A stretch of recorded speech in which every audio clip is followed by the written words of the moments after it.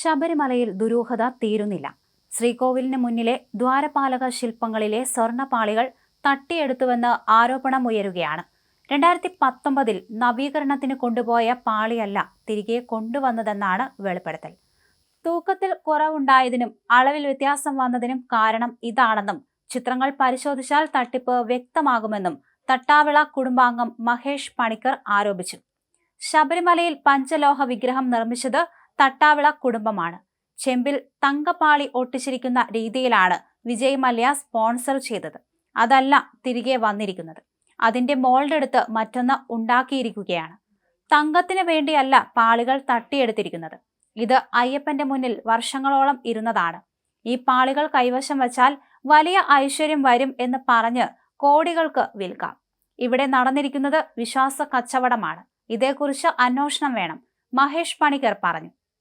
ശബരിമലയിൽ ദ്വാരപാലക ശില്പങ്ങൾക്ക് സമർപ്പിച്ച സ്വർണം പൂശിയ താങ്ങുപീഠങ്ങൾ കണ്ടെത്തിയെങ്കിലും സ്പോൺസർ ഉണ്ണികൃഷ്ണൻ പോറ്റിയുടെ നീക്കങ്ങളിൽ അടിമുടി ദുരൂഹത തുടരുന്നു. ഇതിനിടയിലാണ് പുതിയ വെളിപ്പെടുത്തൽ.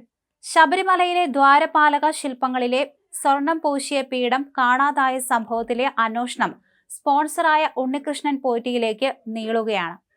2019 ഉണ്ണികൃഷ്ണൻ പോറ്റിയുടെ സ്പോൺസർഷിപ്പിൽ ചെന്നൈയിലാണ് ചെമ്പുപാളികൾക്ക് സ്വർണം പൂശിയത്. ആ കാലത്തു തന്നെ ദ്വാരപാലക ശില്പങ്ങൾക്ക് പീഠം കൂടി നിർമ്മിച്ചിരുന്നു.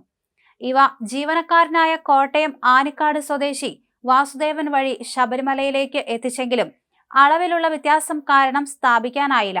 പിന്നീട് എവിടെയാണ് എന്നത് അറിയില്ലെന്നാണ് ഉണ്ണികൃഷ്ണൻ പോറ്റി പറഞ്ഞിരുന്നത്.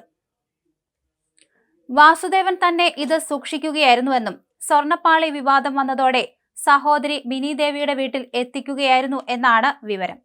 പീഠങ്ങൾ മഹസറിലോ റൂമിലോ ഇല്ലാതായതോടെ ഉണ്ണികൃഷ്ണൻ പോറ്റിയിലേക്ക് സംശയമുന നീണ്ടു. സന്നിധാനത്ത് പൂജാരിമാരെ സഹായിക്കാനാണ് വർഷങ്ങൾക്ക് മുൻപ് ഉണ്ണികൃഷ്ണൻ പോറ്റി ശബരിമലയിൽ എത്തിയത്.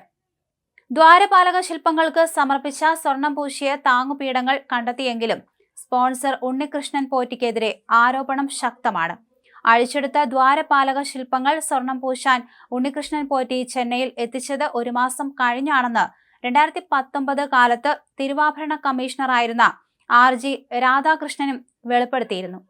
2019 ഓഗസ്റ്റിലാണ് ഞാൻ തിരുവാഭരണ കമ്മീഷണറായി ചുമതലയേറ്റത്. ജൂലൈയിൽ തന്നെ ഇത് അഴിച്ചെടുത്ത് കൊണ്ടുപോയിരുന്നു. 1 മാസത്തിന് ശേഷമാണ് ഇത് ചെന്നൈയിലെത്തിയത്.